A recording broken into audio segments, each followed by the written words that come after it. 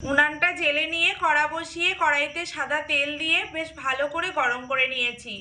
গরম তেলের মধ্যে এবার কেটে রাখা আলুগুলোকে দিয়ে ভেজে নেব। আলু ভাজার সময় এখানে আমি লবণ দিয়ে দেব স্বাদ মতো।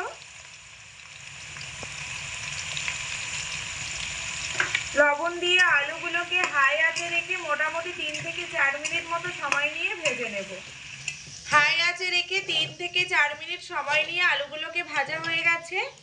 তো আলুগুলো আমি এখানে এরকম করে ভেজেছি, মোটামুটি হাফ সেদ্ধ হয়ে গেছে। এই মতো অবস্থায় আলুগুলোকে একটা পাত্রে তুলে নেব। এই তেলের মধ্যেই আমি বাকি রান্নাটা করব।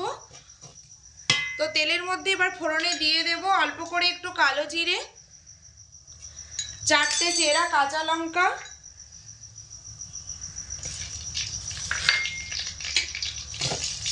এই সময় কিন্তু আঁচটাকে একদম লো আঁচে রাখতে হবে। পুরো রান্নাটাই এখানে আমি সাদা তেল দিয়ে করব আর হলুদ ছাড়াই রান্নাটা বানাবো। লঙ্কাগুলো হাফ ভাজা ভাজা হলে এবার এর মধ্যে বাকি মশলাগুলোকে দিয়ে দেব। প্রথমে দিয়ে দেব পোস্ত বাটা, 20 গ্রাম পোস্ত জল দিয়ে বেটে রেখেছি, আধা ভাটা করে রেখেছি, সেটা দিয়ে দেব। এবার দিয়ে দেব স্বাদ মতো লবণ আর লাল লঙ্কার গুঁড়ো দেব। এগুলোকে দিয়ে মিডিয়াম আঁচে রেখে ভালো করে কষিয়ে নেব। তো এইভাবে মিডিয়াম আঁচে রেখে মোটামুটি মশলাটা আমি 3 মিনিট মতো কষিয়ে নিয়েছি ভালো করে। এই দেখুন, এরকম লাল করে কষাতে হবে, খুব বেশি পাক করে কষালে কিন্তু হবে না। ঠিক এরকম করে মোটামুটি 3 মিনিট মতো কষালেই চলবে। এবার আমি এর মধ্যে দিয়ে দেব ভেজে রাখা আলু। পোস্তের মধ্যে ভেজে রাখা আলু দিয়ে মোটামুটি আরও 3 মিনিট মতো মিডিয়াম আঁচে রেখে ভালো করে কষিয়ে নেব। তো 3 মিনিট মতো মিডিয়াম আঁচে রেখে আলুগুলোকে কষিয়ে নিয়েছি খুব ভালো করে। এই দেখুন, এরকম করে লাল করে কষিয়ে নিয়েছি। এবার আমি আলুর মধ্যে দিয়ে দেব পরিমাণ মতো জল। এই বাটি 2 বাটি জল দিয়ে দেব।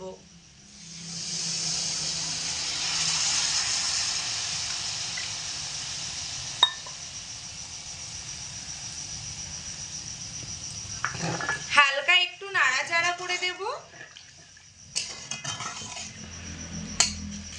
এবার এর মধ্যে একটা ঢাকা চাপা দিয়ে মোটামুটি হাই আঁচে রেখে ফুটিয়ে নেব। তো বন্ধুরা, এবার ঢাকা চাপাটা খুলে দিচ্ছি। 5 মিনিট সময় নিয়ে হাই আঁচে রেখে আলুর পোস্তটা ফুটিয়ে নিয়েছি। তো দেখুন, আগের থেকে কিন্তু ঝোল অনেকটা ঘন হয়ে এসেছে এবং আলু আমি একটা আপনাদেরকে চেক করে দেখিয়ে দিচ্ছি যে আলুটা গলেছে কিনা। এই দেখুন, আলু কিন্তু গলেও গেছে। এবার আমি এর মধ্যে দিয়ে দেব অল্প করে একটু চিনি দেব। যেহেতু এটা নিরামিষ রান্না, সেই জন্য আলুর মধ্যে অল্প করে একটু চিনি দেওয়ার চেষ্টা করবেন, তাহলে স্বাদের ব্যালেন্সটা কিন্তু ঠিকঠাক থাকবে। এবার আমি এর মধ্যে চিনি দিয়ে হালকা একটু নাড়াচাড়া করে আবারও মোটামুটি 4 মিনিট মতো মিডিয়াম আঁচে রেখে ফুটিয়ে নেব। তো ফিরে আসলাম বন্ধুরা 4 মিনিট পরে। 4 মিনিট পরে এবার ঢাকা চাপাটা খুলে দেব। তো দেখুন, এখানে কিন্তু আলু পোস্তর ঝোলটা একদম পুরো মাখো মাখো হয়ে গেছে। আমি আপনাদেরকে দেখাচ্ছি যে এখানে আমি গ্রেভিটা কিরকম ঘন রেখেছি। এই দেখুন, আর আলু পোস্তটা বসে গেলে কিন্তু আরেকটু গ্রেভিটা ঘন হয়ে যাবে। তো এই মতো অবস্থায় আমি এটাকে নামিয়ে দেব।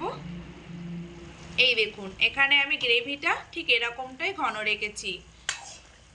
এবার আমি এটাকে নামিয়ে নিচ্ছি। আজকের বন্ধুরা এই আলু পোস্ত রেসিপি আপনাদের কেমন লাগলো তা কমেন্ট করে জানাবেন আমাকে। আর আজকের এই রেসিপি যদি ভালো লেগে থাকে আপনাদের, তাহলে অবশ্যই লাইক, কমেন্ট আর শেয়ার করতে ভুলবেন না। আর চ্যানেলটি সাবস্ক্রাইব করে পাশে থাকা বেল আইকনটি প্রেস করবেন, তাহলে সবার আগে ভিডিওটা আপনার ফোনেতে চলে যাবে। আজকের মতো আপনাদের সবাইকে ধন্যবাদ জানিয়ে বিদায় নিচ্ছি। দেখা হবে পরের কোনো ভিডিওতে। ততক্ষণে আপনারা সবাই খুব ভালো থাকবেন, সুস্থ থাকবেন। ধন্যবাদ।